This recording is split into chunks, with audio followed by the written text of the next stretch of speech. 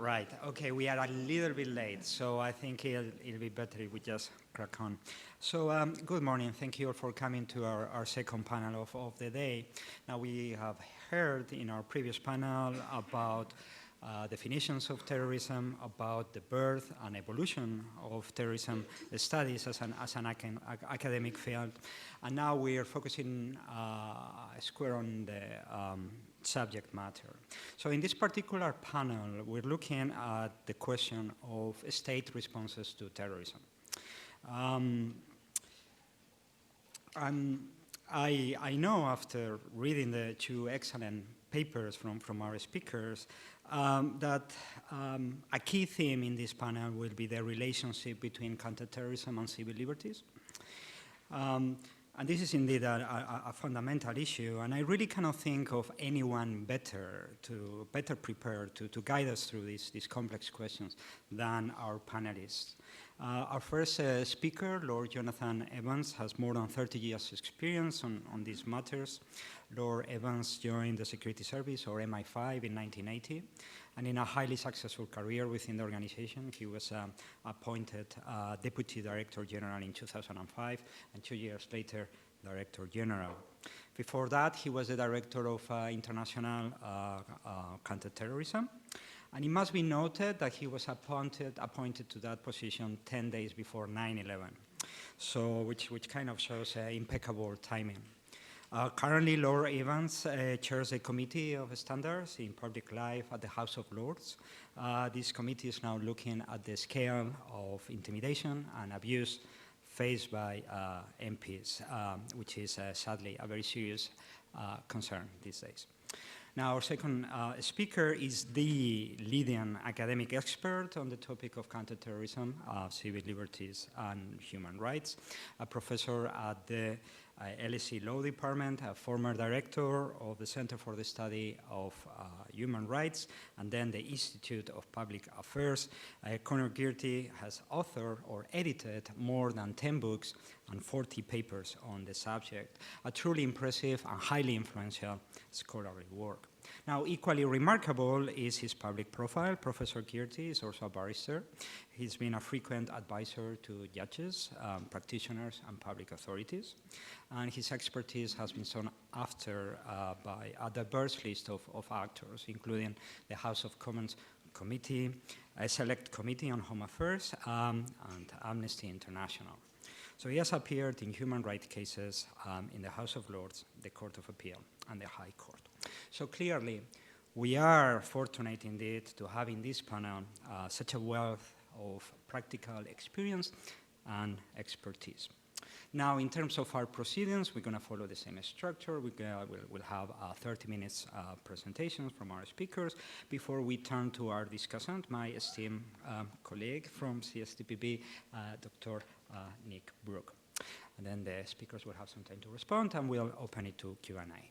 So with that, and without further ado, I'm going to turn it over to our first distinguished speaker, Lord Evans. The floor is yours.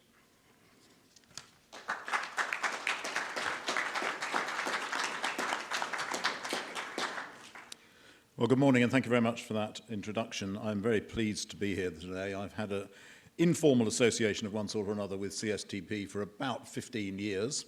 And more recently, I've been an honorary professor here, so this is an important time to mark 25 years of successful academic endeavour. I should perhaps start my remarks with a health warning, which is that I'm not an academic, and unlike some of my former colleagues who joined the intelligence community, I'm not an academic monkey either.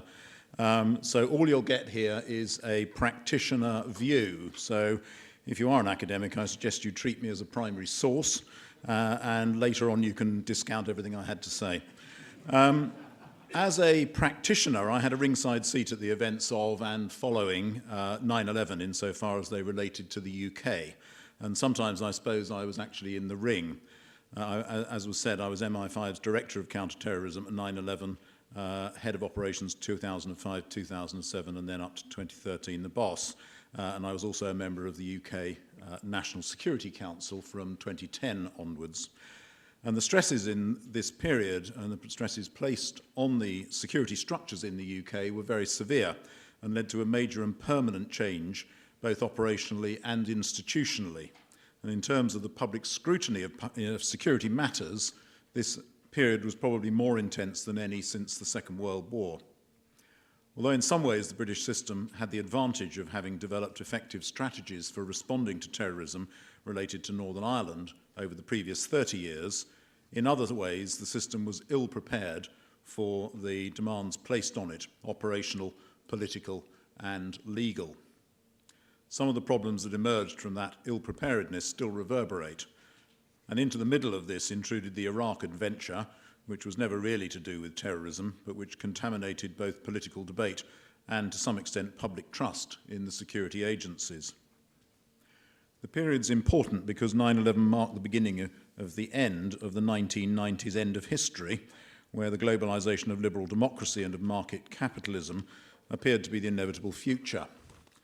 In particular, Iraq, which demonstrated the inability of Western military force to impose Western values in the Middle East, created deep fissures in the Western alliance, undermined public confidence, certainly in the British Prime Minister, and demonstrated that the world was a more intractable, vociferous and unpredictable place than it had seemed only a few years before.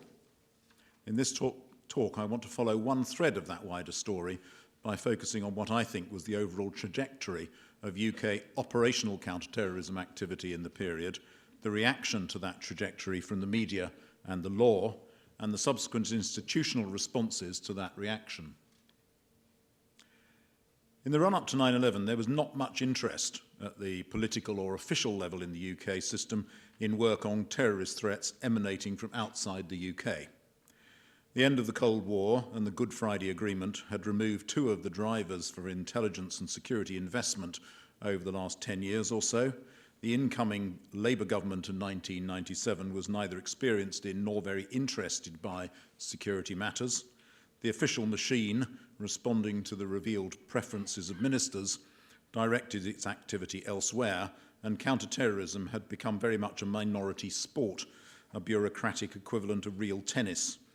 It had a few dedicated aficionados, but neither the media nor the general public had much interest in it, to the extent that there was no official or ministerial committee in the British government that considered itself responsible for counter-terrorism policy before the events of 9/11. There were some, in fact, increasing police and intelligence resources focused on Al-Qaeda and its sympathisers, and a handful of policy officials who took a general interest, but that was it. So what a difference a day makes. From 9/11 onwards, security was a top government priority for the next 10 years, reflecting the level of media interest and public concern that existed.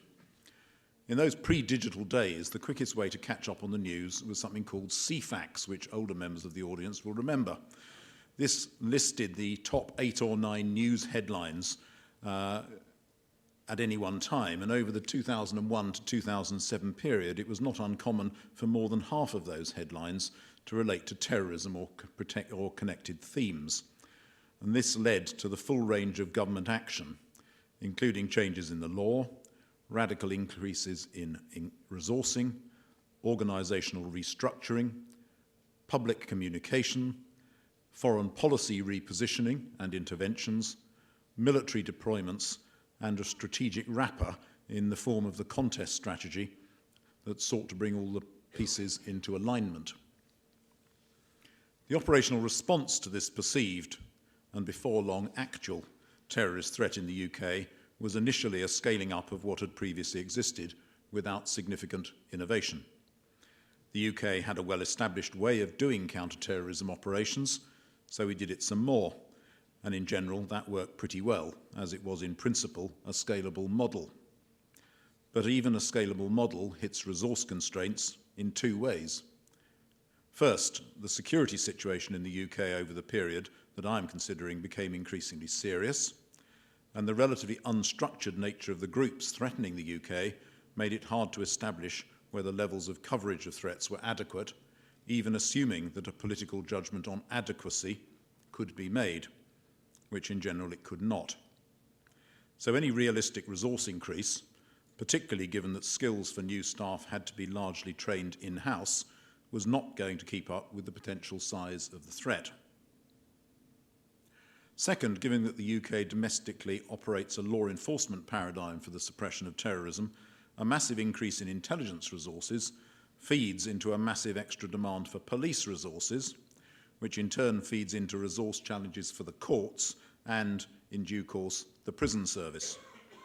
All this takes time to sort out, but given the perception that there might be further 9/11 style attacks that could hit us without warning, time was not on our side.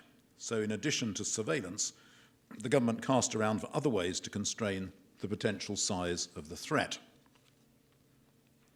An early piece of legislative change came in the form of the Antiterrorism, Crime and Security Act 2001. Drawn up in a hurry, and I can remember spending happy Sunday afternoons in the office trying to sort out some of the details, much of this legislation was relatively uncontroversial, but one part became highly controversial and brought the government into conflict with the courts. Specifically, Part 4 of the Act, which provided for powers to detain non-UK nationals who had been adjudged to pose a threat to the UK's national security, sufficient for them to be deported, but who could not be deported as a result of the threat to their human rights that would exist in their countries of origin. The law provided them to be indefinitely detained so long as they continued to pose a threat to national security and chose not to leave the UK, which they were in principle at liberty to do. This legislation passed relatively quickly through Parliament, but did not get so easy a passage through the courts. It's worth reflecting here on the overall legal context of terrorist legislation in this period. Northern Ireland-related terrorism had spawned a massive legislation, much of it involving temporary powers, and some introduced at very short notice in response to specific outrages. In 1994, in the light of an IRA ceasefire and optimism for the peace process, the government asked Lord Lloyd of Berwick, a law lord, to consider the future need for specific counter-terrorism legislation in the UK and to make recommendations. The report was published in 1996 and concluded that permanent anti-terrorism legislation would continue to be required, even in the event of peace in Northern Ireland, and made a number of recommendations, many of which found their way into the Terrorism Act 2000. At around the same time, the Human Rights Act was passed, which imported into UK law and made justiciable in British courts the human rights set out in the European Convention. The practical effect of this was that human rights considerations became more prominent in the decisions of courts, just at a time when the British government was wishing to pass draconian powers to suppress the threat from al-Qaeda terrorism. This did not end well and created a great deal of frustration in government, which I remember well. The Antiterrorism, Crime and Security Act immigration powers were applied to a relatively small number of individuals who were held in Belmarsh prison. Given the novel and draconian nature of the powers involved, they were understandably challenged vigorously in the courts. In due course, the powers were effectively overturned on the grounds that they were discriminatory in that they applied differentially to UK citizens and to non-citizens. There were government voices, or voices in government, who argued in the light of the court's ruling that the powers of detention should therefore also be applied to UK citizens, in effect introducing internment without trial. But these voices did not prevail. Instead, faced with a continuing problem of what to do about prominent foreign extremists who could not be deported, but also could not be prosecuted due to lack of evidence, the government, against considerably more parliamentary pushback than had been the case in 2001, passed the Prevention of Terrorism Act 2005, which introduced control orders. On a personal note, the statute to create control orders was not one that the security agencies had lobbied hard for, and indeed, when the power came onto the statute book, I was personally not sure whether it was to be welcomed. There were two problems. The first was that the law tends to lag operational realities by several years. In 2001, there was a strong operational imperative to constrain the activities of a number of foreign nationals detained under the ATCSA regime. The Belmarsh cases attracted a lot of media coverage, and the government expended a lot of political capital defending them. But by 2004, the individuals involved, possibly because they'd been detained in Belmarsh, became much less important from an operational point of view, and the real operational front line had moved on. But it was difficult for the government, having made such strong arguments for having them detained and having legislated to that end, then to say that actually they didn't matter much anymore. So we were in danger of fighting yesterday's battles through the courts. At the time, I can remember commenting that we needed a little bit less Maginot, static legal powers, and a bit more Guderian, speed, flexibility, and surprise. The second problem with control orders was the legal resources needed to defend them. The service had to provide an expert witness to argue each of the control order cases, but we had a finite number of really well-informed intelligence experts on Al-Qaeda, and broadly speaking, for each control order case, we used up one expert, which meant that the control order regime detained one of our experts for every one of the terrorists who were detained. This was not a great equation for us, and when it became clear that certain prominent politicians wanted to see hundreds of cases brought forward, we had to push back strongly, not least because we didn't have hundreds of experts. Had we not done so, we would have used up all our resources on legal cases and none on actual investigative work. In the end, the number of control orders introduced was small, never much over a dozen, but even those cases led to extensive litigation, in the course of which the controls and restrictions that could be applied were whittled down as the courts determined where the line fell between deprivation of liberty on one hand and restriction of liberty on the other.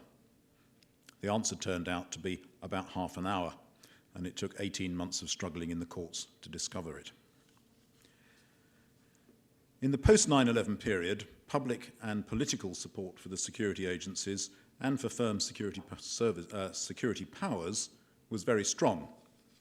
The shock and uncertainty provoked by 9/11 meant that people felt a need for reassurance and that politicians felt a need to provide it. And in order to do so, they decided that strong powers and increased resources were necessary. Some voices did express concern, notably the Lord Hoffman, who was so troubled by the ATCSA powers that he said the following, quote, "Terrorist violence, serious as it is, does not threaten our institutions of government or our existence as a civil community. The real threat to the life of the nation, in the sense of a people living in accordance with its traditional laws and political values, comes not from terrorism, but from laws such as these." At around the same time, Adam Curtis's television documentary, The Power of Nightmares, suggested that the Al-Qaeda bogeyman had been dreamed up to bolster support for the neocon political project, concluding, quote, "In an age when all the grand ideas have lost credibility, fear of a phantom enemy is all the politicians have left to maintain their power." Meanwhile, many of us in the security service were worried about this narrative, which gained a certain fashionable following, but which seemed to us very far adrift from reality. But paradoxically, it was hard to rebut so long as we were successful in stopping the so-called phantom enemy from attacking the UK. And this problem was exacerbated by the fact that there was a very considerable time lag between arrests and actual convictions in the courts.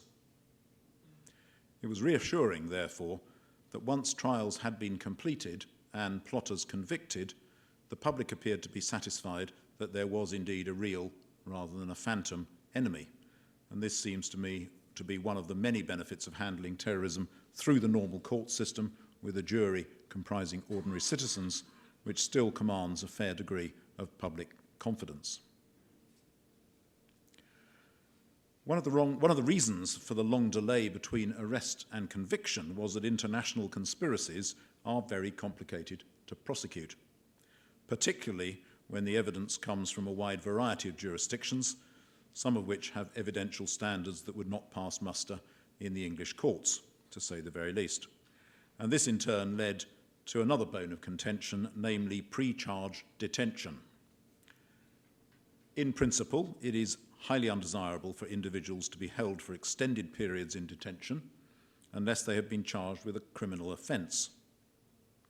But getting to a point where charges can successfully be brought can be very complicated with international conspiracies.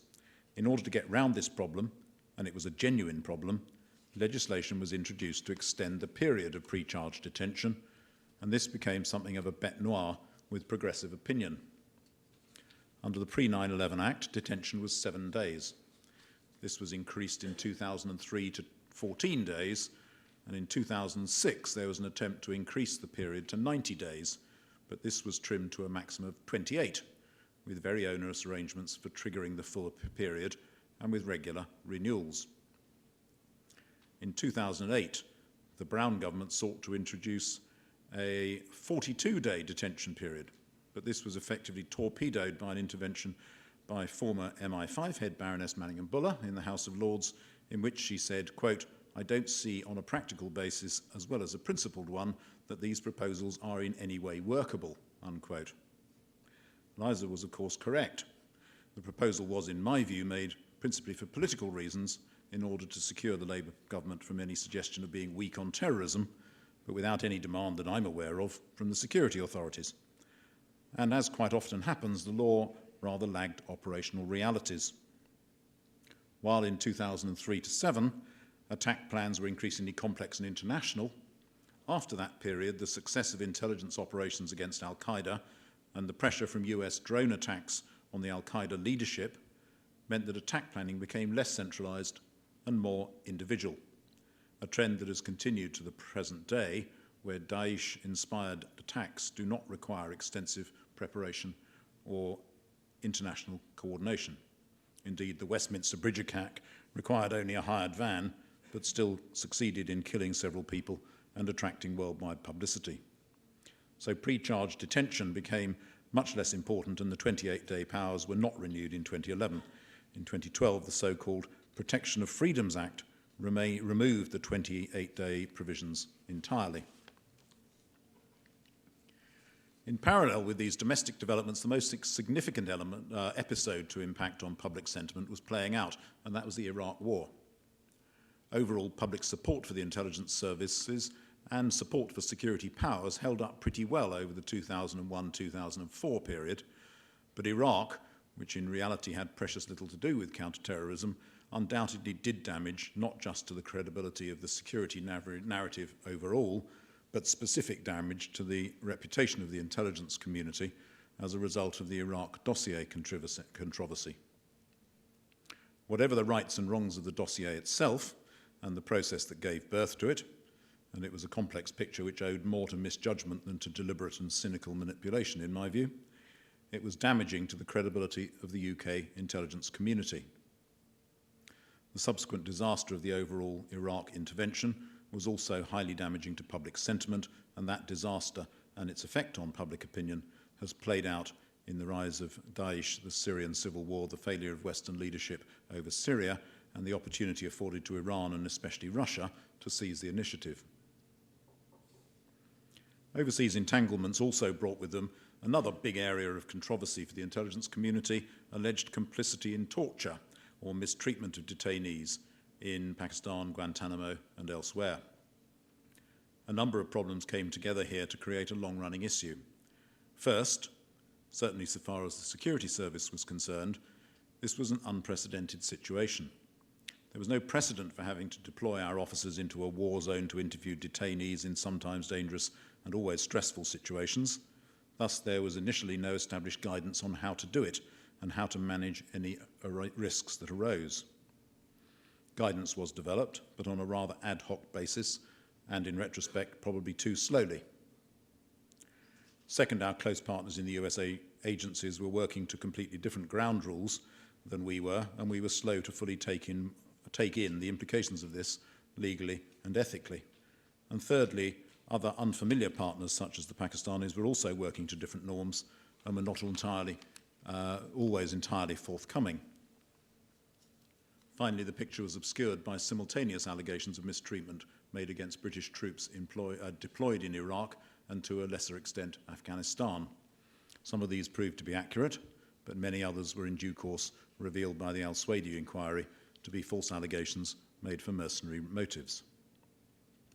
This series of events placed a considerable institutional strain on the agencies, but a very much more onerous one on individual officers, the great majority of whom had behaved creditably, and none of whom was charged with any criminal offence, despite lengthy police investigations. But the episode did drive significant change in the oversight arrangements for the agencies. A series of attempts were made to get to the bottom of the facts of what went on. After internal investigations, the Intelligence and Security Committee undertook an inquiry and published a report in 2005. This was supplemented by a report on rendition in 2007. Continued revelations in the courts, particularly in the Bingham Mohammed case, and persistent public concern led the incoming coalition government in 2010 to commission an independent inquiry under the chairmanship of Sir Peter Gibson, a retired High Court judge, and this was to be a one-year project, but the timetable turned out to be hopelessly unrealistic. The initial report was published in 2013 with a recognition that the report merely identified the potential areas of concern and further work would be necessary to clarify matters. After a considerable delay, the work was remitted to the newly reformed Intelligence and Security Committee, which reported in 2018, but again with the caveat that it did not feel that it had been able fully to get to the bottom of things, and more work remained. In my view, the problem with getting to the bottom of these complex events was not deliberate obfuscation on the part of the intelligence agencies, or indeed the government. It lay rather in three overlapping problems.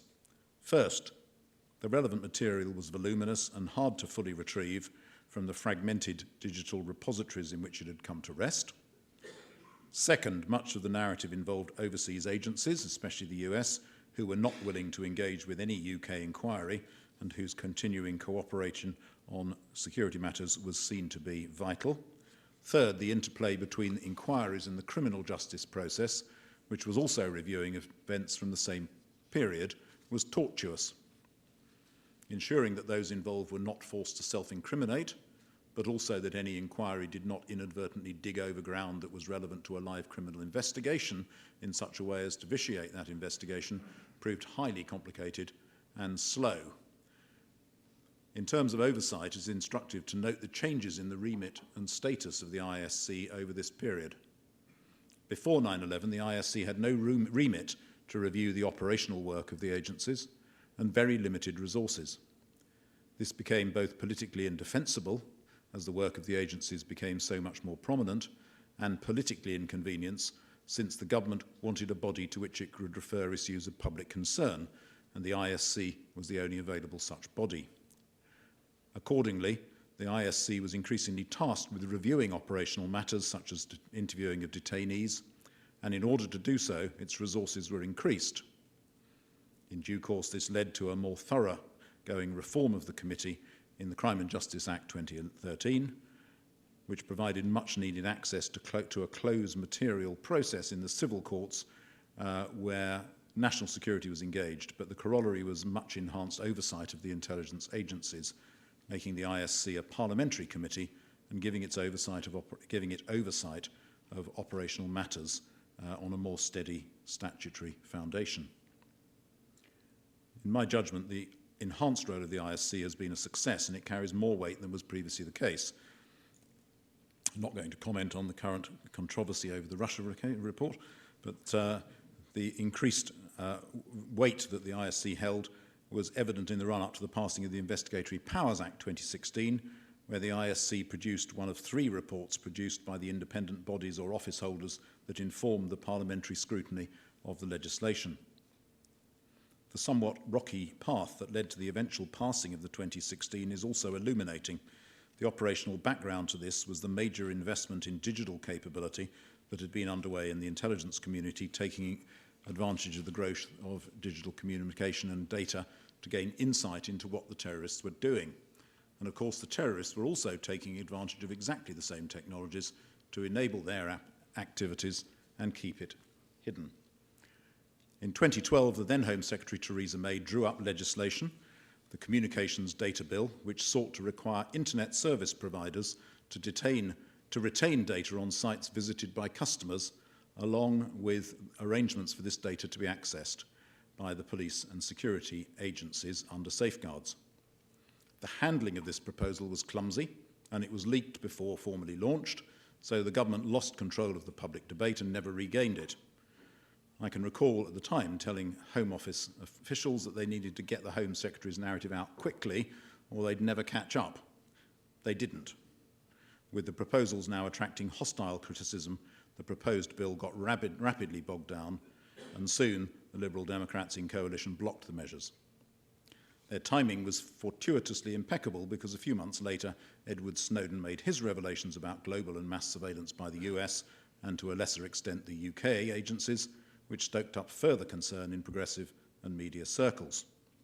And although the Snowden revelations did not demonstrate actual illegal activity by the UK agencies, they did demonstrate that the legislative basis for much UK surveillance activity was at least opaque and tenuous as a result of stretching ageing legislation to accommodate a rapidly changing technological environment. This position was clearly unsustainable, and the government decided a renewed attempt to legislate was required. This time they went about it very differently, with independent reviews, including a separate and extremely influential one by David Anderson, and beefed up protections and oversight, including the dual authorization of warrantry by the Secretary of State and a judge. In the course of the consultation, the government revealed the existence of a data capability that had been considered one of the most sensitive in MI5, namely that since 2006 we had had access in an anonymized form to all the mobile telephone data in the UK. I found it both surprising and instructive that when this was revealed, it provoked very modest public concern, and the general view appeared to be that people assumed we had this anyway. The subsequent passage of the Investigatory Powers Bill through Parliament was surprisingly smooth and attracted quite wide cross-party support, even in the House of Lords, who are traditionally rather suspicious of additional security measures. And I would attribute that to the fact that there was thorough scrutiny of the legislation and willingness on the part of the government to accept amendments throughout. Perhaps this is a good model for successful lawmaking, and despite challenges in Europe, the arrangements implemented in the Act, particularly the role of the Technical Advisory Panel, which helps to inform the oversight role, are quite widely considered to be a model for balancing the needs of security and accountability. Throughout this period, the tempo of operational activity remained high, and it's perhaps worth making three brief points on this.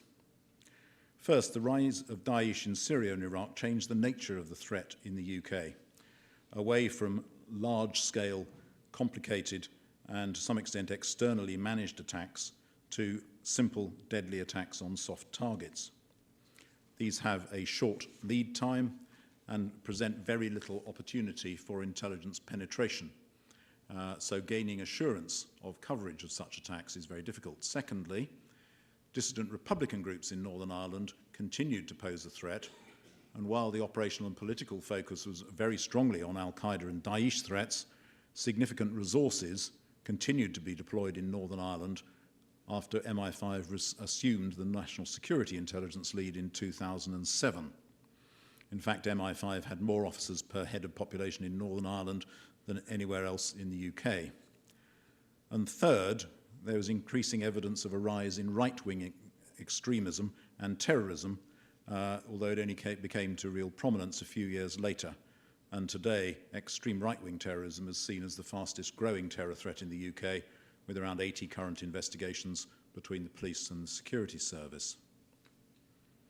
So in conclusion, the period since 9/11 has been one of exceptional change and challenge for the intelligence agencies, particularly MI5. The scale of the threat, of growth, of technical change and of political and public interest have been unprecedented in peacetime. And overall, although there have been appalling outrages such as the 7 July bombers and the Manchester attacks, the aim of the government's counter-terrorism strategy, that people can go about their lives freely with confidence, has, in my view, broadly been defined. And it's important to include the adverb freely, because the process that I've described in this talk demonstrates that the overall outcome of the interplay between the executive, the legislature and the courts has been that the UK enjoys capable and well-equipped security agencies without having sacrificed too much in the way of civil liberties and human rights along the way. Not every step has been elegant or well judged, but checks and balances have operated, and where there have been missteps, they have in general been corrected. So we may have gone to Birmingham by way of Beachy Head, but we appear to have got there more safely than we might have feared. Thank you.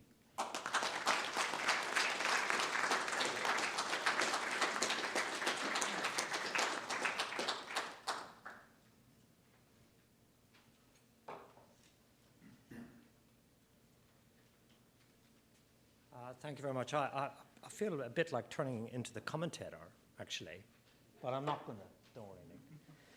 My paper complements what we've just heard, which was a fascinating account of a period which I remember well. And it does so on a particular perspective, actually. I don't know how many of you have had the papers. Have you had the papers? Have they had the papers, Tim? But they haven't read the papers, obviously, but discussed it.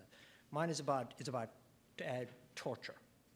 And it's very specifically about the role of the British judges. So it's called Torture Then and Now.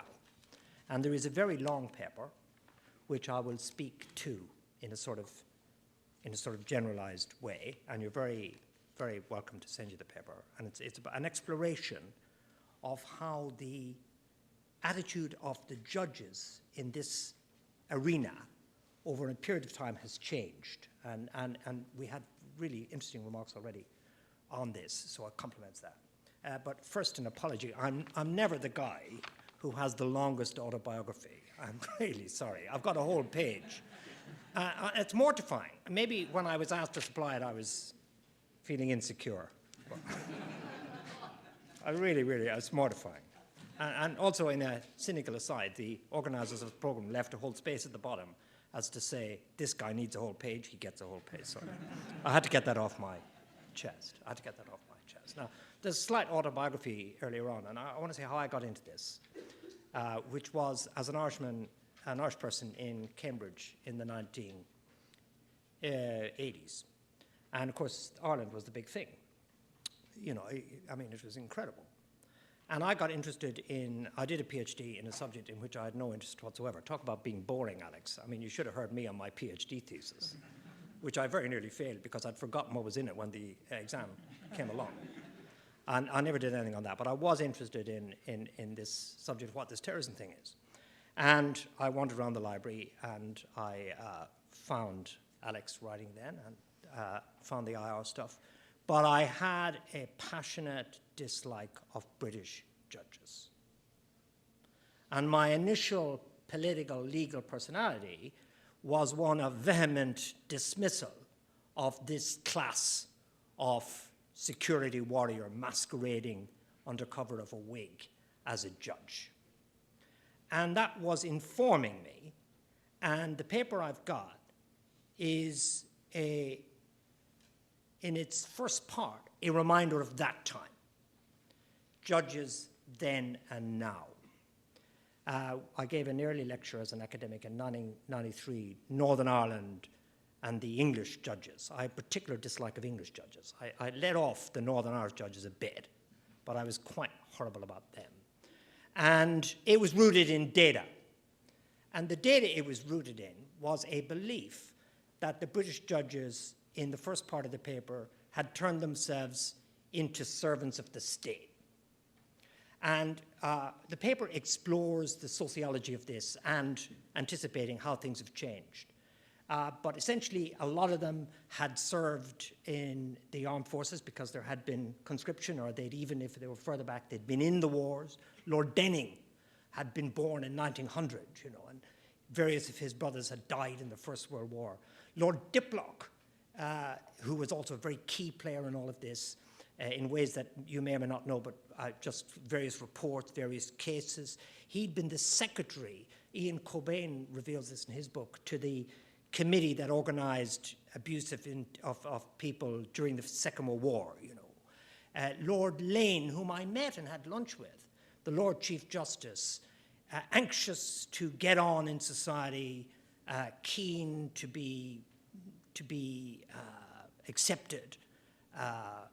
He was the guy who kept the Birmingham Six in jail longer than they needed to be in jail. These were all my villains. And in the context of torture, there's Ireland v. UK. This is a case in the European Court of Human Rights. It was revisited last year. And the Irish, and it's a sign, I don't know, Jonathan, you won't comment, but I mean how diplomatic relations have gone so badly that the Irish take the United Kingdom back. I know nothing about diplomacy, but back to Strasbourg and say, look, you lied in 1976 when you said this, that, and the other about this torture.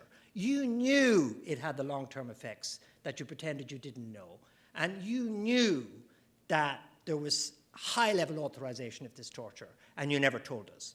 And the backstory to this was internment. Interesting, there was a moment in 2005 when it might have happened again. Internment had been introduced, a whole bunch of people had been detained in Northern Ireland, all people from the nationalist Catholic community, and a number of them had been selected for experimental interrogation, and it was perfectly ordinary in the context of colonial record, but unusual in the United Kingdom, to put it mildly. And eventually, the European Court of Human Rights, downgrading it from torture, which the Commission had held it had been in 1976, found it to have been inhuman and degrading treatment. That's by the by. In the 1970s, judges had been brought in to examine this. And there'd been an inquiry which had involved one judge, Edgar Fay, and an ombudsman whose status was the equivalent of a judge, said the Prime Minister of the day, and they'd inquired into it, and they'd found that there had been brutality.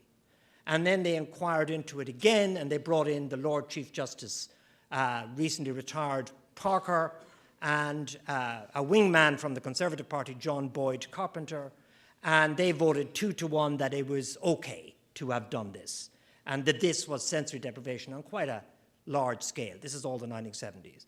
And Parker was therefore one of the villains in my story. Here was a Lord Chief Justice, retired, who was able to say, you know, it's not such a bad thing to subject these people to this treatment because, after all, there are tremendous gains, and it kind of needs to be done. And there was one judge, Lord Gardner, who dissented. So anyway, Parker, Diplock, Denning, these were all the miscarriage of justice cases.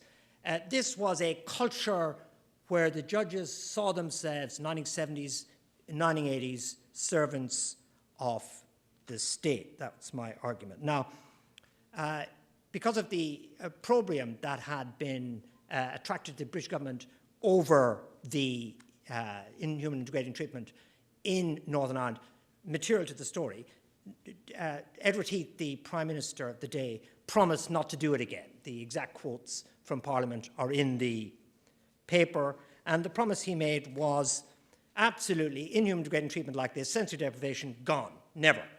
And there were various documents sent out to the security people and so on, mid-1970s, never again, never again, never again. The paper's subtitle is from Santayana, "Those who cannot remember the past are condemned to repeat it." Because what's interesting is that settled the story until the catastrophe of 11 September 2001, and from the British point of view, the greater catastrophe of the Iraqi war reopened all the issues in exactly the way we've just heard, where the British find themselves engaged in Iraq and elsewhere, dealing with the kind of organizations to which Jonathan made allusions.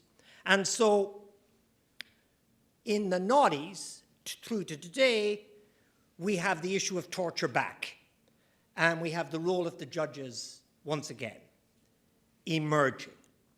And we have an early case, a kind of changeover case. It was a case in 2005, and the issue that arose is very much what we've had anticipated here from Jonathan. You've got to take action against some bad guy, in inverted commas. You can't throw him in jail at home. The stuff you've got on him, which is why you want to do something to him, throw him out of the country usually, could be detain him, has come from people that you really are kind of a bit anxious about. And this has to go through a judicial process, quasi-judicial process. So you have to kind of persuade that you need to keep this guy in detention, or you need to throw him out of the country. And the question is, what kind of evidence have you got? Where did you get it? And crucially, who has the burden of proof of establishing that it was not secured as a result of torture? Burden of proof. We had a lawyer earlier on. Burden of proof sounds really boring. It's really crucial. If you're going to throw a guy out of the country and he stands up and says, you've only got that from X organization because they tortured, who does the judge then look to? Does the judge look back down to the guy and say, prove it? Or does he look across to the government and say, prove it? So on everything hinges burden of proof. Here's what Lord Bingham, dissenting on the point, said. The majority took the view, I think we've got That's a rather elaborate intervention in my talk. And here is a picture of Lord Bingham.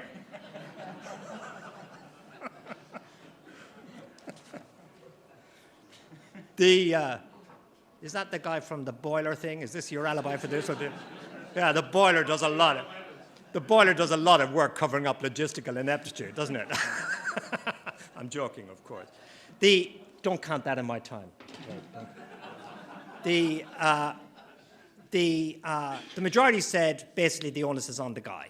That's really tricky. Here's Lord Bingham. Lord Bingham's an important player in the new world I'm describing. The foreign torture, this is literally in a case in what was then the House of Lords. The foreign torturer does not boast of his trade. The special advocates, those are the people who are on his side, their guy's side, have no means or resources to investigate. The detainee is in the dark. It is inconsistent with the most rudimentary notions of fairness to blindfold a man and then impose a standard which only the sighted could hope to meet. What about that? The result will be that, despite the universal abhorrence expressed for torture and its fruits, evidence procured by torture will be laid before SIAC before its source will not have been established. SIAC was the special court, and Lord Bingham was in a minority there, pointing out how important it was to take real robust action to prevent reliance on torture. I say it's a crossover case, it's 2005, because it's indicative of a new mood. Lord Bingham, I have a whole sub-theory about why the judges changed, which I'm not going into, but I think they did change. I don't think it's just because I'm getting old and conservative. I think they did, and get to know judges. I think they did change. And so the second part of my paper is called Servants of the Law. And something happened after, in the late 90s, early noughties, the Human Rights Act that was mentioned by Jonathan, very important in this. International moves towards human rights, very important in this. There's something that happened, I think, was a kind of shift towards a belief in the integrity of law over necessarily the previous approach that the state is always right or wrong. In the paper at the end, I speculate on why this happened. Is it because they no longer had military service? Is it because they couldn't remember war? Is it because the Cold War was over? Is it because judges are always a generation behind the times and they were all kind of in the world of the hippies? They weren't hippies themselves, obviously, or they wouldn't have done well enough to become judges, but they were aware of justice. It's an interesting speculative thing, but I think it happened. It happened. At that time, judges were being increasingly relied on by the state to engage in quasi-judicial interventions on their behalf. This has always been part of the British state. After all, we had Parker. We also had Scarman from an earlier period in Northern Ireland. We had Compton, quasi-judge. So Diplock wrote the Northern Ireland Emergency Powers Act 1973. So it wasn't an old thing. But the judges, this is the point I'm getting, first of these points I'm getting to, were not doing it in the same way. Peter Gibson, referred to by Jonathan earlier, that was a very interesting one. David Cameron was coming in saying, we have to, this is a disgrace, all this torture stuff. He got a lot of political capital out of pressurizing Tony Blair, and he felt he had to deliver. And so he asks Peter Gibson, distinguished judge, to inquire in the way that was described by Jonathan. And then, through nobody's fault exactly, it sort of gets nowhere. There's police investigations in order to bring criminal prosecutions. Now, even that is a remarkable statement to make. Criminal prosecutions in this area, not of the bad guys, but of the, in inverted commas, good guys. And so it's delayed and delayed and delayed. And Gibson's eventually wound up before he gets going.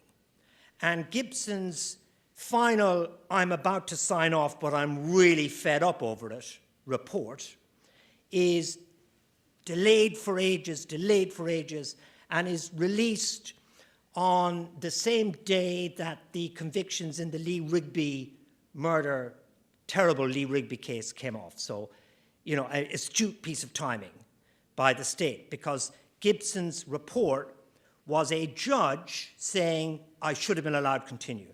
Here are the kind of questions I would have asked. This is what I would have done. And I don't know any of the background to it, but it looked to me that there had been what might be called euphemistically robust discussions. So the judge had not behaved in the 1970s kind of way. It's passed over to Dominic Grieve, not a judge, and there's a whole kerfuffle over that. And then eventually the Grieve thing is wound up, and we have Adrian Fulford, who's a tremendous man, another judge.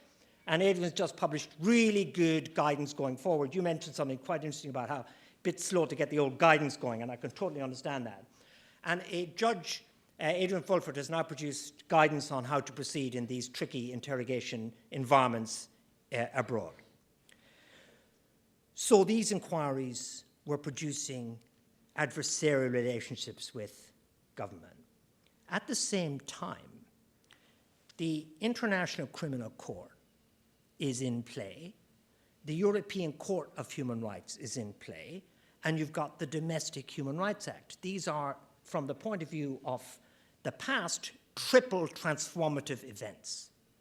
The British government had signed up to the International Criminal Court, and one of its main principles is complementarity. So you're supposed to, as a country, do stuff in order to stop their prosecutors showing up.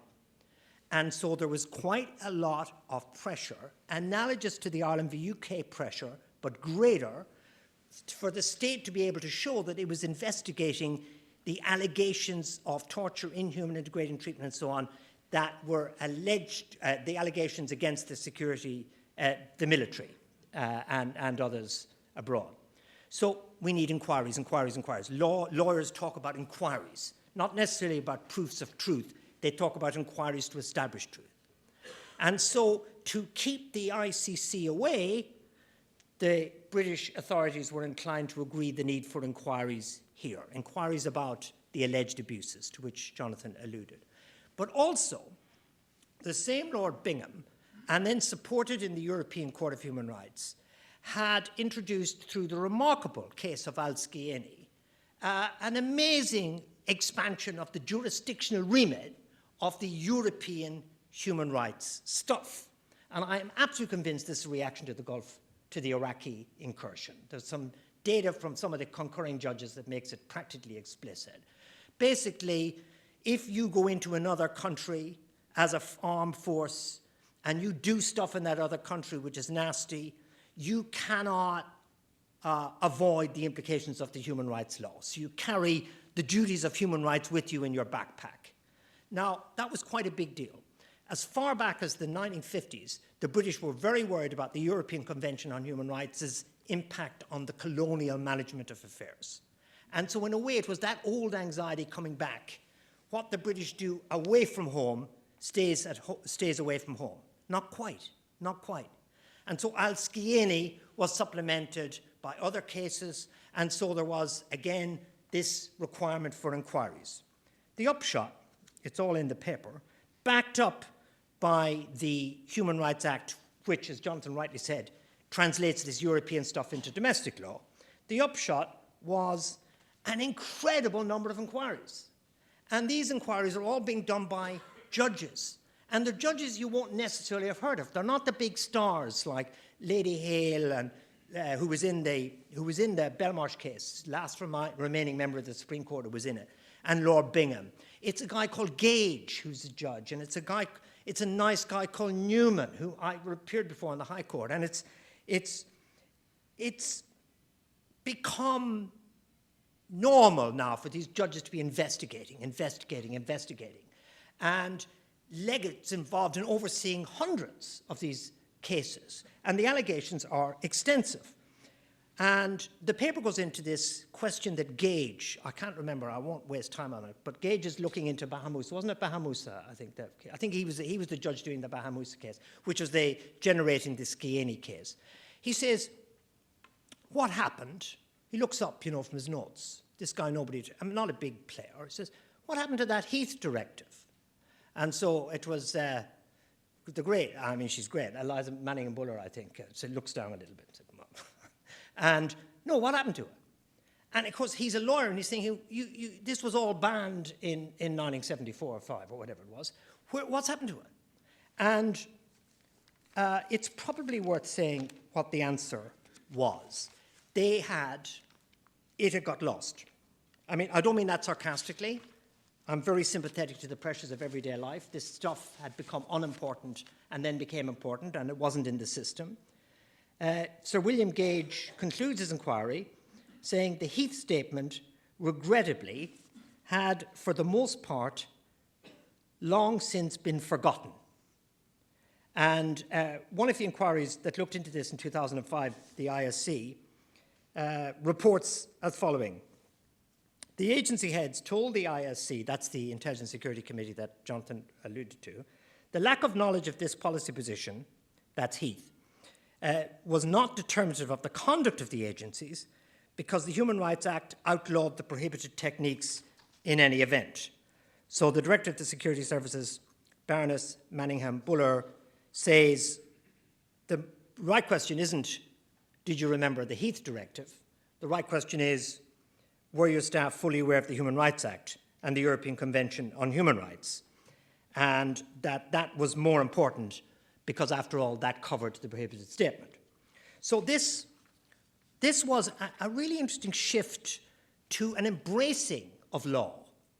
And so the security services themselves are embracing the strictures of human rights law and the European Convention on Human Rights, here as a defensive move to avoid concentration on a forgotten directive, but more generally, to embrace the new world of legalization. And that's an interesting question for me always about the extent to which we should welcome that or be suspicious of it. I wrote a book some time ago about how we have states that are embracing human rights as a method of diversion of attention from what they continue to do. So broadly put in the following, the more human rights commissions and human rights defenders a country has, the more suspicious you should be of what they really get up to. You know, that'd be more or less my position summarized.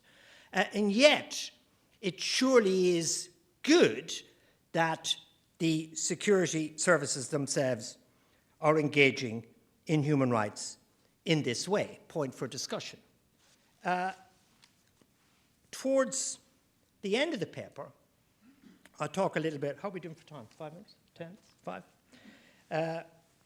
About what the effect of this change, if I'm right, is. And the change has manifested itself, just to recap, in inquiries in concerns about the forgotten dictate, and also in legal actions. There are some extraordinary legal actions. So ordinary bog standard court cases as well, actions for damages, and actions where there are a lot of claimants. There's the case of Mewtwo is a very sad case about Kenya. Kenya got back litigated in the 1950s under the human rights law. And then Al-Saran, an incredible case arising out of much more contemporary allegations of wrongdoing, with damages being won by people who say that they were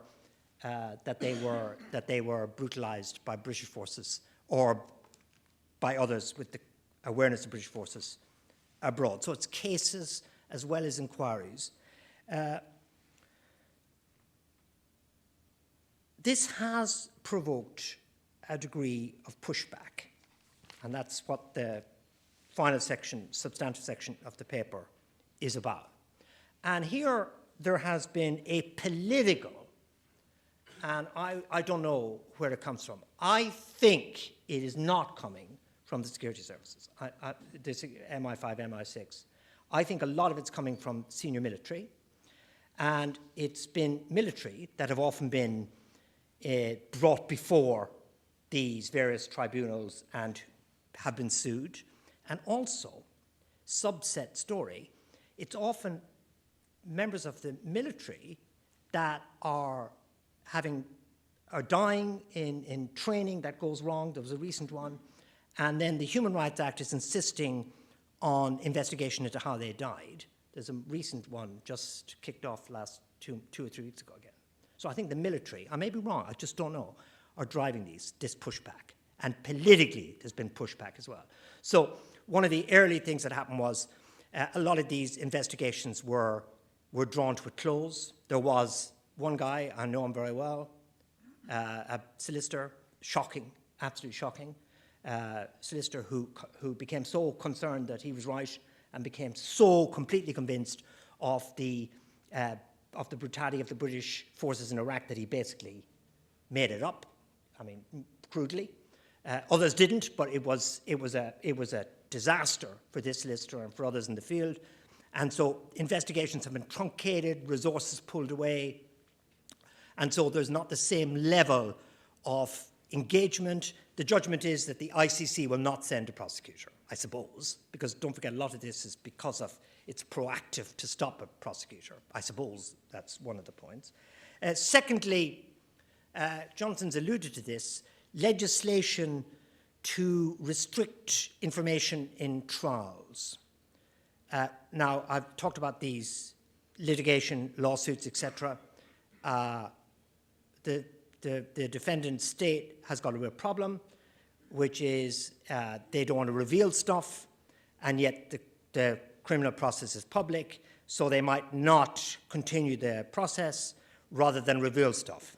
Anybody who's seen the movie Official Secrets, involving a whole bunch of people I know, will have seen this, without giving away the plot in case you haven't seen it, as the dramatic denouement with, what's her name, Keira Knightley playing Catherine Gunn. And so in the Justice and Security Act 2013, there's provision now for the court to be able to go into closed session. And that is really, we need to take a second to reflect on it. I'm advising at the moment certain organizations that are proscribed and they're seeking to challenge it, and I have to explain to them how there is a secret process where we don't get to know what the evidence is, and people just don't understand that. And if you're suing because you say you were treated inhumanely by British forces, and the court then goes into private session and you're asked to leave, that is a really big deal, and that is one of the ways in which there's been, as it were, legislative retaliation, albeit with the quid pro quo. That was important to have heard today. And thirdly, so pushback on the resources given to investigations, pushback in the way in which litigation can be conducted in public, and thirdly, pushback on a whole change in the legal system. And I thought I was going to get through the, are we nearly done? I have 2 minutes, I can relax, I could tell a few jokes. I thought I was going to get through the whole paper without mentioning Brexit, but part of the pre-Brexit anti-Europeanism was anti-European human rights law and anti-human rights law, and the military seemed to have been very influential. I'm not just saying that because there's no military on the table, but they were pushing for an exemption from the military for prosecution for any alleged brutality, and that, interestingly, has been dropped because the British are desperate for Irish approval. Ha ha, isn't Brexit fun? They have not included it in their propagandist Queen's speech, so they may have dropped it. But they've also been keen, if you remember, to either repeal the Human Rights Act or to truncate it. So my take-home is, because the judges were invited in and did a job that was unexpectedly robust in terms of inquiries and in terms of litigation, albeit because of external pressures as well as internal movement within the state, the forces that don't want this, aware that the judges are no longer servants of the state but servants of the law, are trying to cut off the supply of stuff to the judges by removing the jurisdictional ambit of the Human Rights Act, by greatly restricting the investigations in which the judges participate, or by restricting the law and going private when stuff gets tricky.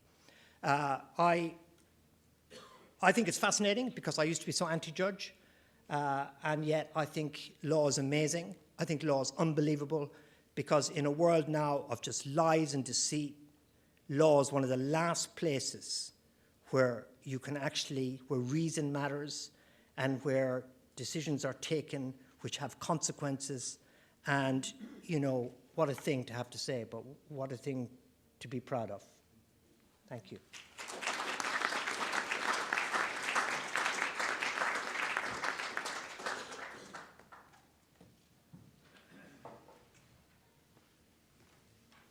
Thanks very much. And I wanted to thank both of our speakers for sending their remarks ahead of time so I could read through and prepare my comments for today. I could tell in advance that I was dealing with a practitioner and a scholar. From Jonathan, I got 8 pages of superbly written and articulate reflective prose. And from Connor, I got 50 pages laden with footnotes, a scholarly tour de force on the role of the judges. Now, in his comments, Jonathan explored the challenge of a rapidly developing and expanding response to terrorism within a liberal democratic setting. And Connor reflected on the role of the judiciary and how judicial oversight has changed in the UK over time. Both topics are at the heart of the relationship between terrorism and democracy, the theme of this panel. Now, the title of this panel, Terrorism and the Crisis of Western Democracy, is timely. In recent years, we've seen a number of political developments that have put stress on liberal norms and values and the notion of democracy more broadly. We can start in the UK, as Conor just reflected upon, with the British process of exiting the European Union and the parliamentary and legal wrangle this has sparked, coupled with claims from political figures that this prolonged period amounts to an attempt to frustrate the will of the people. We can look also to the election of Donald Trump and the associated claims of foreign intervention in the American electoral system, along with the election of far-right representatives in a string of elections across Europe and in other parts of the world. And finally, we can look to the dismissal of honest and exhaustive media reporting as malicious, propagandistic fake news. These challenges to liberal norms and values and to the idea of democracy come at a time when governments remain alert to the threat posed by terrorism, whether international or domestic, and with an increasing nervousness about extreme right-wing inspired violence, directed, as we saw here in the UK, against the very heart of democracy, the elected representatives of the people. One of the questions we can ask, potentially hypothetically, but also to our speakers, is how have these modern developments impacted the state's ability to respond to terrorism?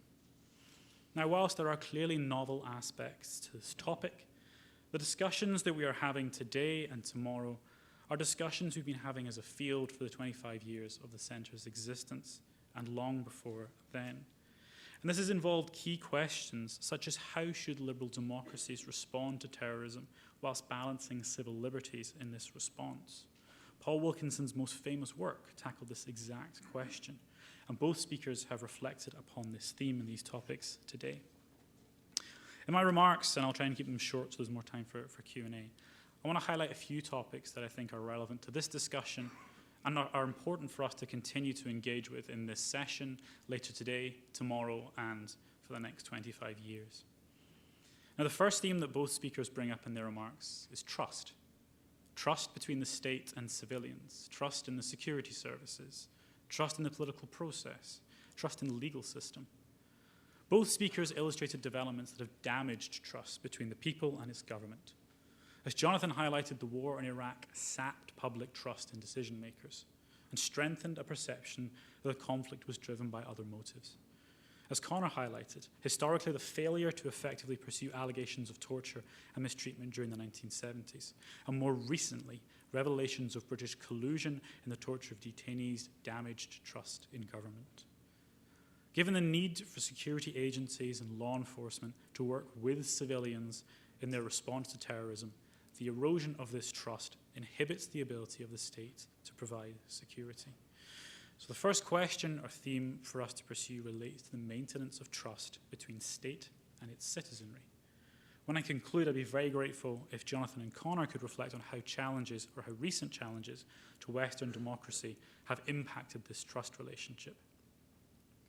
I have a related question. It was intended specifically for you, Jonathan, but Connor, I think your insight might be useful here as well.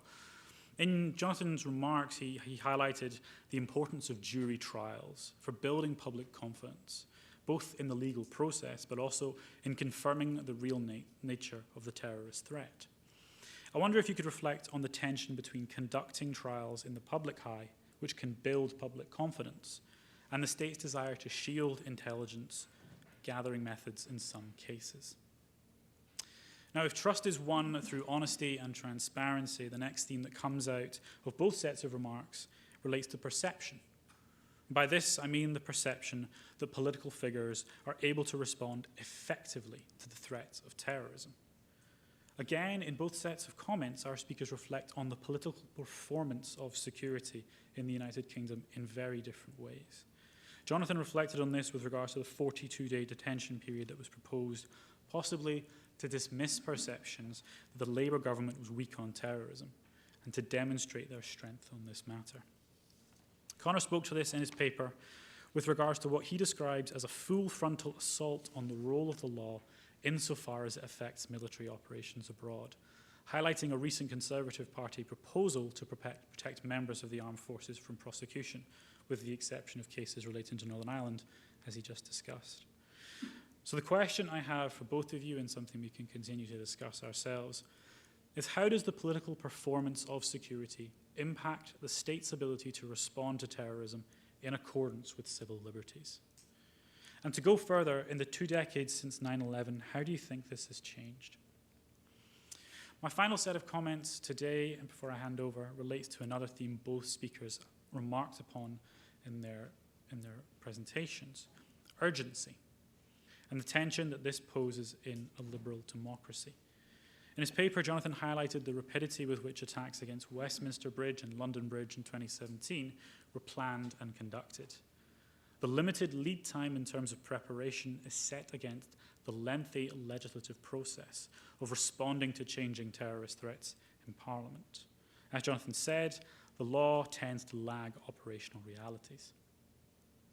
Now, when reading Connor's paper, I came across a phrase that stuck with me for no obvious reason, from Lord Gardiner's dissent to the Parker Report that was commissioned to investigate the mistreatment of prisoners in Northern Ireland. In it, Lord Gardiner writes, and I'll quote directly, "The blame for this sorry story, if blame there be, must lie with those who, many years ago, decided that in emergency conditions, in colonial-type situations, we should abandon our legal, well-tried, and highly successful wartime interrogation methods and replace them by procedures which were secretive, illegal, not morally justifiable, and alien to the traditions of what I believe still to be the greatest democracy in the world." Now, it wasn't the patriotic flourish at the end that caught my attention. It was the phrase emergency conditions that really stuck out to me. One of the challenges, as I see it, of the last 2 decades when it comes to trust in government has been the consequences of policies pursued under emergency conditions. In his remarks, Jonathan reflected on the emergency conditions under which legislation was drawn up in 2001 in response to the attacks on September the 11th. So the final question I'd ask for both of our speakers and to think about more broadly is, in your view, have Western democracies effectively learnt how to respond to these emergency conditions in a way that does not deviate from legal and moral expectations? Before I conclude, I do have one final question to put to Connor. In your paper, you paint a picture of political figures growing unease with the level of judicial scrutiny and oversight when it comes to security matters. In fact, at one stage, you quite mischievously say that judges have become a downright nuisance and suggest that the executive might try and seek to tame them. So given the challenges posed by modern political developments, how potentially damaging do you see this threat to judicial power in ensuring state responses to terrorism are conducted in accordance with civil liberties? And how do you think the judiciary can resist this challenge? I've posed a few questions and hopefully inspired further discussion on what is a very important topic. So I'll hand over to my panelists and I'll leave it there. Thank you.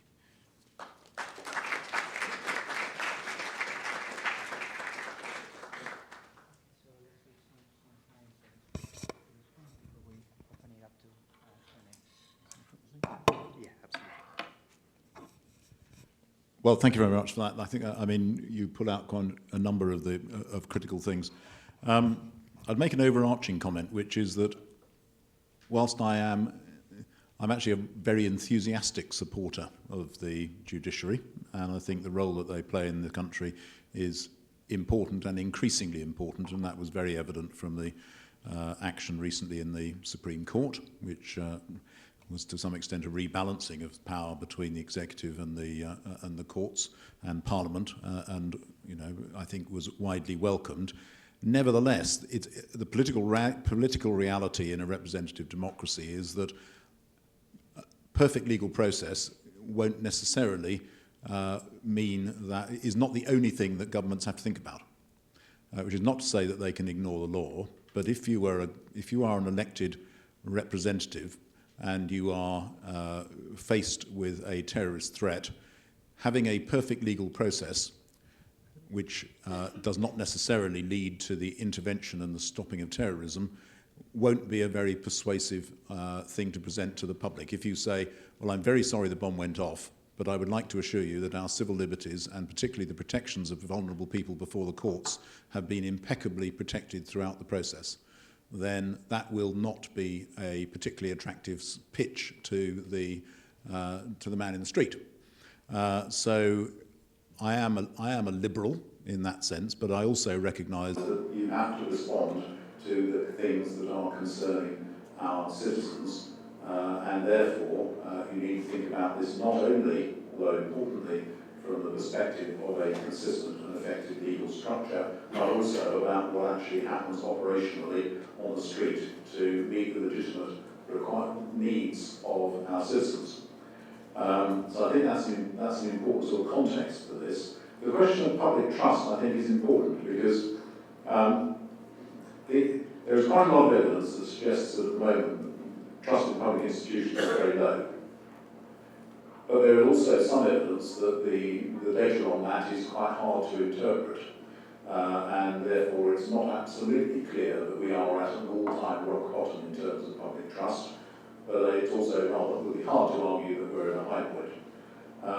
What I do think is striking in the current climate, and the B word gets everywhere, doesn't it, is that if you look at what's been happening over the political crisis on Brexit, that the eyes of the divided country are actually on Parliament, and the amount of public disorder and violence has been surprisingly low. And secondly, that the way in which this is unfolding has been significantly controlled or is determined by the courts. So in a way, the fundamental institutions of representative democracy and the rule of law have stood up pretty well to this very intense political crisis. And that rather suggests a revealed willingness on the part of most people in the country to accept the validity of Parliament and of the courts in determining how we sort out an extremely divisive political problem. So I don't actually feel quite as despairing about all this as some commentators have done.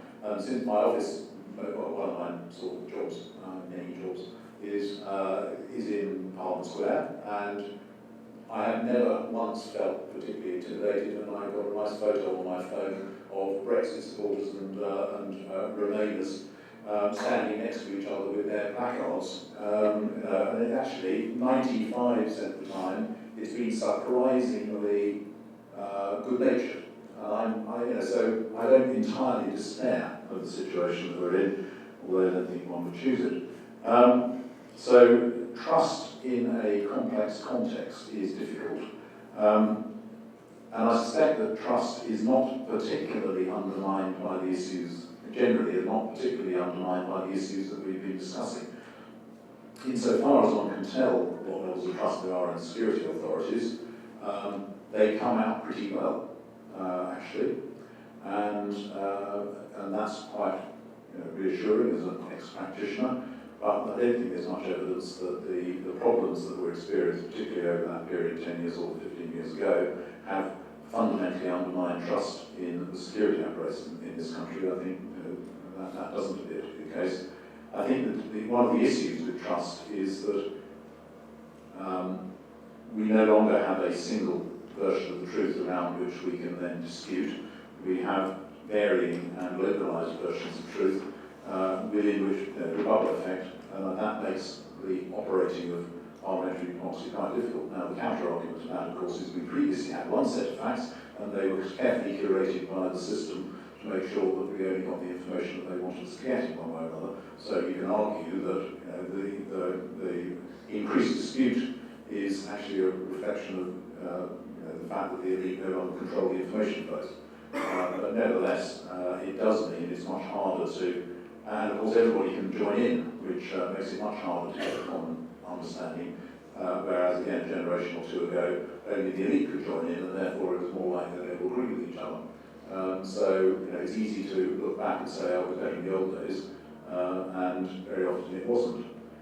So trust is a big issue, but I think it's quite a nuanced issue with the simple narrative that trust has collapsed because they're all scoundrels. I just don't think works at all, and nor do I think that it works to say that trust has collapsed because the institution hasn't succeeded. Because funnily enough, the confidence in the institution seems to be rather more embedded than one might have anticipated, looking at it in terms of the day-to-day news. I'll deal with the four in Nick's very challenging set of remarks, actually, in a shortish way. On trust, fundamental to the maintenance of trust in these divided times was that, firstly, the Supreme Court decision in Miller Cherry was unanimous. There's solidarity there, an understanding that you don't go down the route that, if I may say so, Hoffman's succumbed to in the Belmarsh case of Elizabeth Short-Ponying. It's very important that there was no dissent. Lord Sumption, who is perceived to be guilty on the side of the others, came in very strongly supportive of the judgment. There's very little pushback from that judgment. That is a very important moment. It hasn't been contaminated by division. Secondly, relatedly on that, it located its ruling in respect for parliamentary sovereignty and parliamentary accountability. It did not waffle on about the rule of law. It did not suggest that they were on high, able to pronounce. It was very beautifully done. I think it's an amazing judgment. And they are trusted at the moment. There's been very little pushback. Now, the man who used to run the Mail is gone, fortunately, but there weren't any pictures of enemies of the people. And I haven't noticed much. One or two of my colleagues are opposed to it, but it's very vague how they are, so trust is good there. Relatedly, the last question directed specifically to me by Nick. The beauty of the judicial system here is that we don't have this constitution that gives them the power to make it up.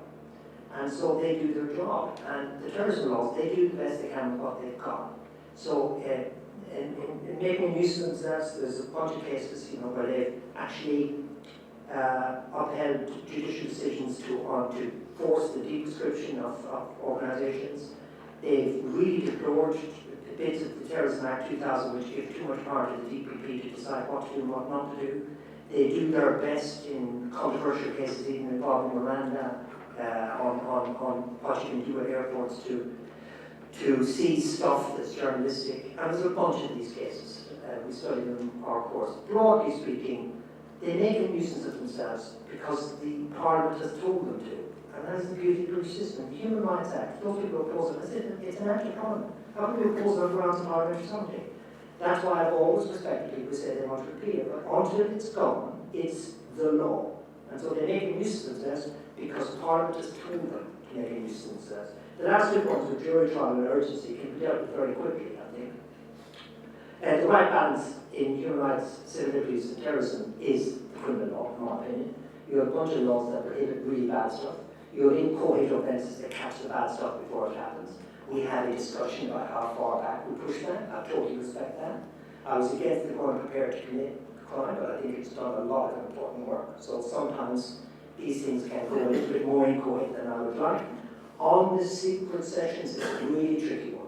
We have to evaluate whether the systems, the damage to the system from having secret sessions that produce convictions is greater than the damage that flows from dropping a prosecution. Because it's a big deal, secret justice in the criminal sphere, and I can't make that call. At the moment, they're both available. On urgency, I think we lawyers sometimes miss the presentation and importance of law. When Mrs. Thatcher had really tough effects of IRA violence when they were successful, killing a bunch of soldiers. For the state to do nothing is really quite hard. They have to do something, And I'm really sympathetic to them. After the Omagh bomb, Mr. Blair, that was a horrific, horrible, disgusting bomb. What was he supposed to do? Just wander off and say, I won't do anything? He tried that after the 2005 bombs in London, and the Sun led a lawless Britain campaign. So poor old Tony Blair, full disclosure, I used to advise him on terrorism law, was trying to do what I would call the right thing by saying we have laws already. Famously, no one can stop a guy getting into a bus with a bomb. And he gets traduced. So you need the Terrorism Act 2006 because laws are not only about laws. My worry is that something happens in the immediate aftermath of an atrocity, and then it becomes kind of normal, and then it becomes sort of what the police do all the time, and then the old systems are forgotten, and the new systems are deployed, and the new systems are broad, etc., and nobody's remembered their origin, but they become a new way of doing things. That has not happened here. What evidence do I have? Look at the public order case yesterday, where it's taken under Section 14, and the High Court looks at it very carefully, and it said it was an overbroad control on Extinction Rebellion. The easy route, if I may say so, would have been the route that the Labour Party conference that big mistake where they kicked a poor guy out because he was a terrorist or something. You remember that one? The easy route would have been the terrorism route. And I am so pleased to see that the police, they made a mistake, they went overbroad, but they thought Public Order Act. They thought law that wasn't terrorism. And so I think our culture has not yet succumbed to the risks implicit in the urgency point that was made earlier. I'll stop there. So we still have some time left for questions, at least one round. So shall we start from the back and forward?